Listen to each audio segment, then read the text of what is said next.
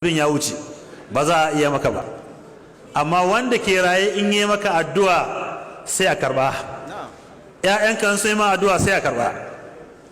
Shi yasa tun daga kan Sheikh Abubakar Mahmudu Gumi da aka fara karramawa a matsayin shi na ubanmu, na so a ce Dr.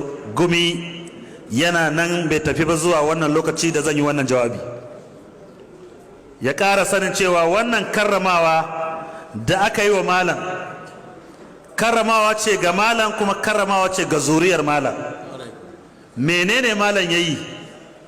Shine ubanmu ne na aƙida da ba za mu manta ba, ya dasa mu akan ƙala Allahu ƙala Rasulullah, ya dasa mu akan aƙida ingantacciya, ba za mu taɓa mantawa da malam ba.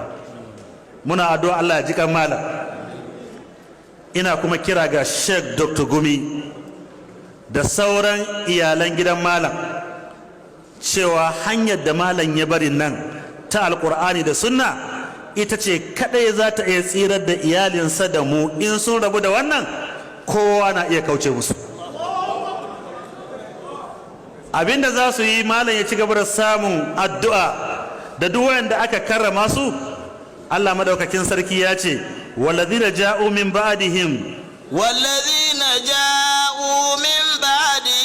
يقولون ربنا اغفر لنا ولإخواننا الذين سبقونا بالإيمان ولا تجعل في قلوبنا غلا للذين آمنوا ربنا إنك رؤوف رحيم. والذين جاءوا من بعدهم وين suka zo bayan manzon Allah ya wuce da sabai, ba abinda suke yi wa magabata sai addu'a. Suna ce rabbana ghfir lana wa li ikwanina alladhina sabaquna bil iman wa la taj'al fi qulubina ghillan lil ladina amanu. Ya Allah, ka gafarta wa waɗanda suka rigaye mu da imani, kar ka sanya wani kiyayya ko gaba ko hasada ko bakin ciki na wanda ya imani. Kenan wanda suka asasa bana wannan tafiya, mu gaba ɗaya abinda muke musu menene? Addu'a. Su kuma wanda suka fito daga zuriyarsu da gidan malam da sauran wanda aka ambata, wallazina amanu wattaba'atuhum dhurriyyatuhum biimani nalhaqna bihim dhurriyyatihim.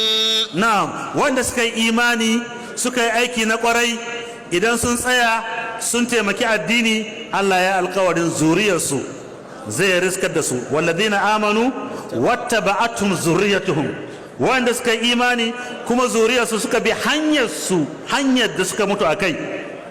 Duk wanda ya san wannan kungiya, duk wanda ya san wannan tafiya ta sunna, irin abinda malam Allah ya kabi rayuwarsa kenan akan alqur'ani da sunna, irin abinda Allah ya kabi rayuwar Sheikh Hudu Cikaji akan sunna, alqur'ani da sunna, rayuwarsu ta yi kyau.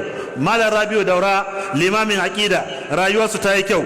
Abinda muke fata zuriyarsu su ma su biyo wannan hanya. Idan zuriyarsu sun biyo wannan hanya, za su riki iyayensu har zuwa gidan aljanna, su same su akai. Duk wanda ya kauce bai iya riskan iyayensa irin wannan hanya, kuma ladan iyayen baya kaucewa. Ina addu'a Allah ya sa zuriyar malam da zuriyar sauran maluma su bi wannan hanya har rayuwarsu ya kare akan sunna, da mu da su baki daya. Su kuma su ji tsoron Allah, su sani irin abin da aka karrama iyayensu, aka girmama su, hanya ce mai kyau. Allah madaukakin sarki ba zai tozarta gidan ba muddin gidan ya tsaya akan karantarwar alqur'ani.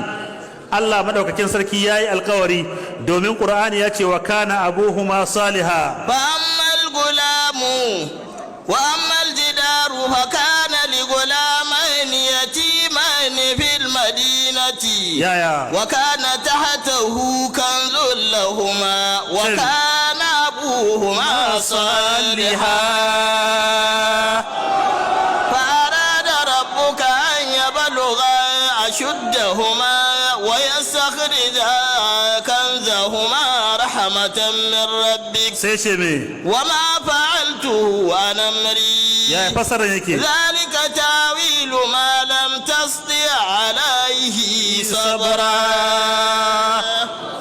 mun dauki alqur'ani mai girma mu dubi wannan tarihi na annabi Musa alaihi salam da Hadir cikin abin da tafiyan